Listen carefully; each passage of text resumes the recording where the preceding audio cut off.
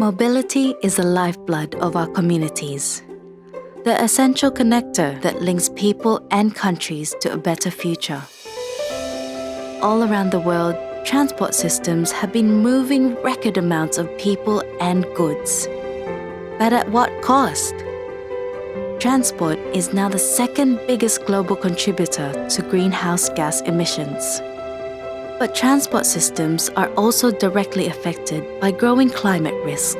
Extreme storms, floods, and other phenomena can wreak havoc on infrastructure, with severe consequences for people and the economy. Climate change and its impact is forcing us to rethink the future of mobility. The World Bank is helping developing countries tackle this new reality with greener, more resilient transport systems that connect people to jobs, health, and to all the opportunities they need to build better lives.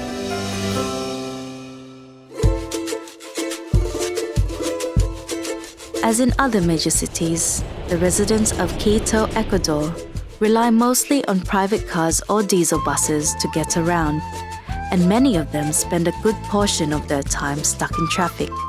The current system is not only inefficient, it also generates large amounts of greenhouse gas emissions and pollution.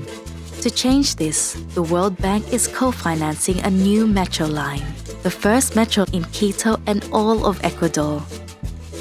Powered entirely by electricity, the system will allow commuters to move about with a lower carbon footprint and leave their cars behind, saving an estimated 65,000 tons of CO2 emissions every year.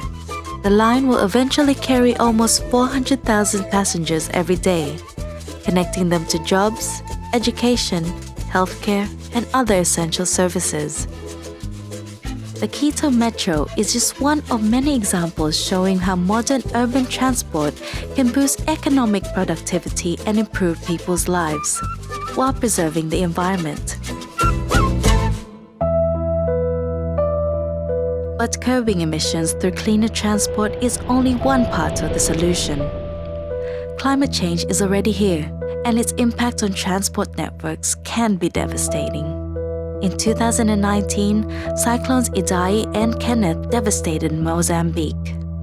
Roads were flooded, critical bridges collapsed, and many areas were completely cut off from the rest of the country. While we can't prevent this kind of disaster, countries are learning to prepare for extreme weather and manage its impact. After the cyclones, the World Bank provided emergency support to Mozambique, not just to rebuild critical roads and bridges, but to make them more resilient. That involved building back better, improving the design of transport infrastructure, and improving the way it is maintained.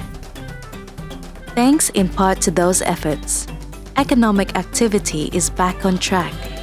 People can access jobs, services, and markets, and Mozambique is now better equipped to face all the uncertainties of climate change. Transport is central to solving the climate change crisis and its toll on the poor.